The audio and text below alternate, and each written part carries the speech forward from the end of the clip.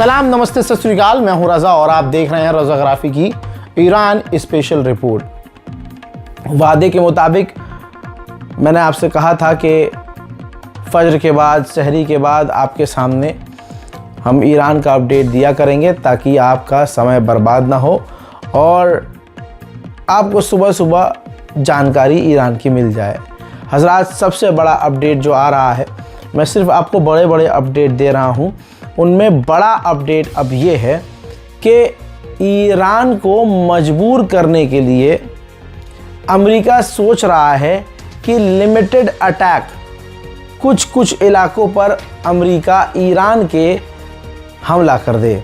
यानी ये कंफर्म है कि अमेरिका अब ईरान को प्रेशर में डालने के लिए ईरान पर हमला करने की तैयारी में है। अब या तो वो खुद हमला करेगा या वो इजराइल से हमला करवाएगा। देखिए, मेन बात ये है कि ईरान अमेरिका की सुन नहीं रहा है। ईरान अपने ही स्टाइल में अपने मन की कर रहा है।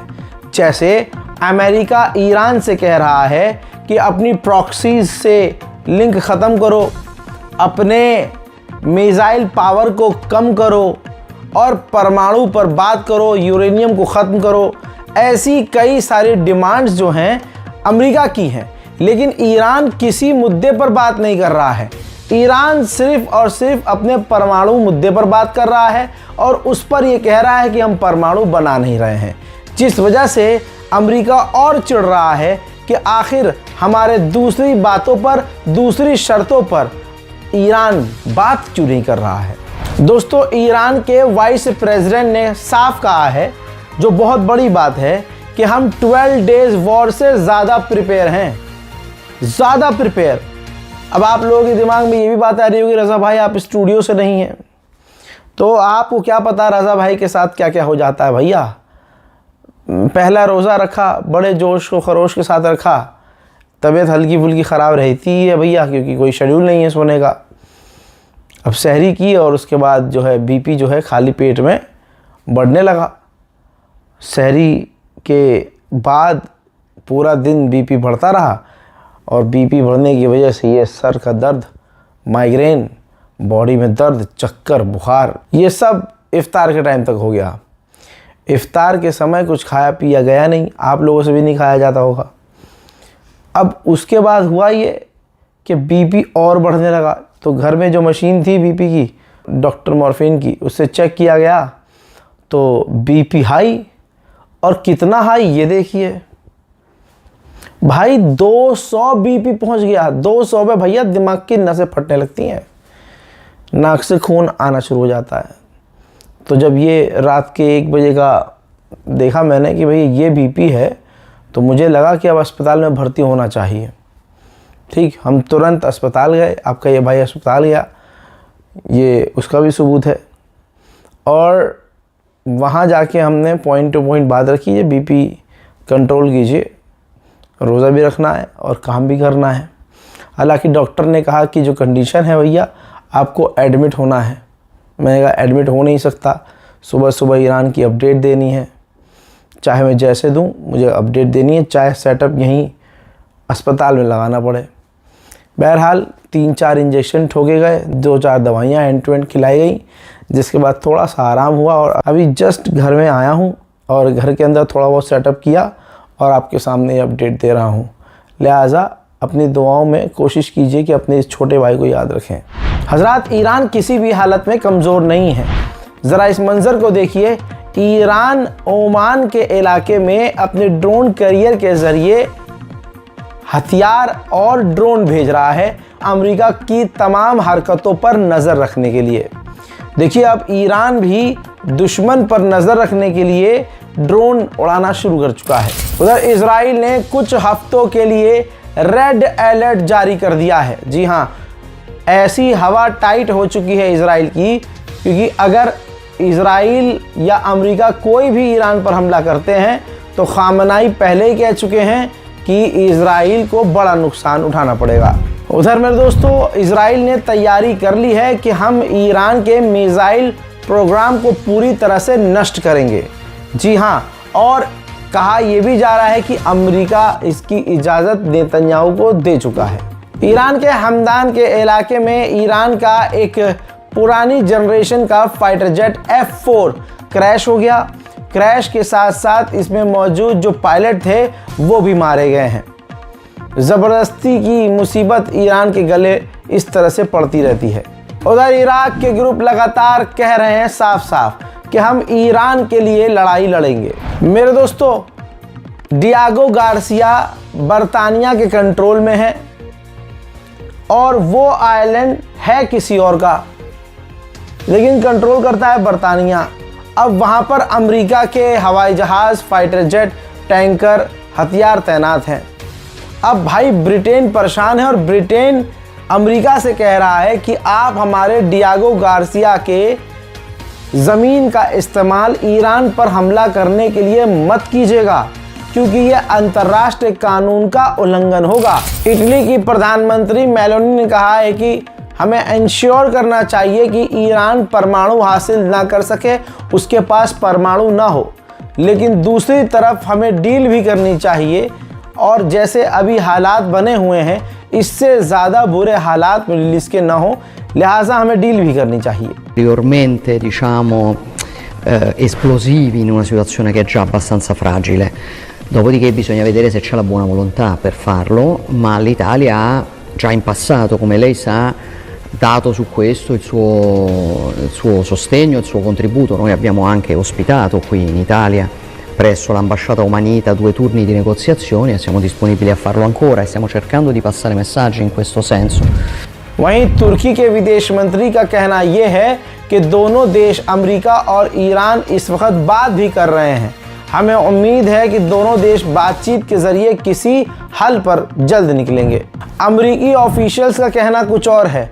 अमेरिकी ऑफिशियल्स कह रहे हैं कि डोनाल्ड ट्रंप तैयारी कर रहे हैं ईरान पर हमला करने की, वो भी आने वाले सैटरडे तक, यानी आने वाले शनिचर के दिन तक अमेरिका ईरान पर हमला कर देगा। वहीं बात करें इजराइल के चैनलों की, तो इजराइल के चैनल कह रहे हैं कि अमेरिका अगले 10 दिन के अंदर ईरान पर बड़ा हमला करने वाला है। हजरात, सऊदी अरब का बेस आप देखिए, जहां अमेरिका के टैंकर, अमेरिका के फाइटर जेट, अमेरिका के हथियार तैनात हैं। ये सैटेलाइट इमेज चाइना ने जारी की है। ईरान को यह कंफर्म है कि ईरान की मिसाइल सिटी पर हमला होगा।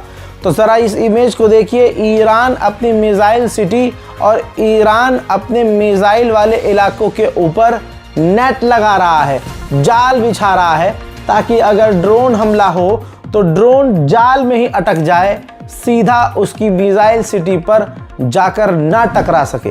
हालात बहुत गंभीर हो चुके हैं ईरान के लिए।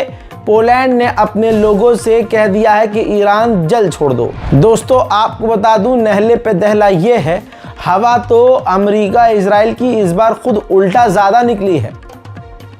इजराइल की इंटेलिजेंस ने कहा है कि इस बार ईरान पहले हमला करेगा। जी हाँ, दुश्मन कह रहा है कि इस बार ईरान पहला हमला करेगा, इसीलिए इजराइल भी बड़ी तैयारी कर रहा है। उधर रशिया ने ऐलान किया है कि अगर अमेरिका और ईरान के बीच डील हो जाती है तो ईरान का एनरिच यूरेनियम हम लेने को तैयार हैं। कतर में अमेरिकी बेस के अंदर से कुछ टैंकर गायब हो गए हैं। ऐसा लग रहा है कि अमेरिका ने कतर से अपने कुछ टैंकरों को हटा दिया है। हजरात, ईरान के करीब अमेरिकी जासूसी जहाज भी उड़ते हुए नजर आ रहे हैं। सबूत आप स्क्रीन पर देख रहे हैं। वहीं ईरान तेजी से अपने तमाम सेंसिटिव इलाकों में रेडार तैनात कर रहा है। अमेरिका ने कहां कहां हथियार तैनात नहीं किए। जॉर्डन में भी अमेरिका ने कई सारे F-35 फाइटर जेट ईरान के खिलाफ तैनात किए हुए हैं। मेरे दोस्तों, अमेरिका की सांस ऊपर के ऊपर हो गई है जब से अमेरिकी इंटेलिजेंस और इजरायली इंटेलिजेंस ने यह खुलासा किया कि पहला हमला ईरान खुद इजराइल पर कर सकता है, जिसके बाद नेतन्याहू का हलक सूख गया और नेतन्याहू ने धमकी दी कि अगर खामनाई ने हम पर हमला पहले किया या करवाया तो हम जवाबी कार्रवाई ऐसी करेंगे कि खामनाई ने कभी ख्वाब में भी नहीं सोची होगी। אנחנו ערוכים לכל תרחיש, ודבר אחד בטוח, אם האייתולות יטעו ויתקפו אותנו, הם יחוו תגובה שהם אפילו לא יכולים להעלות בדעתם.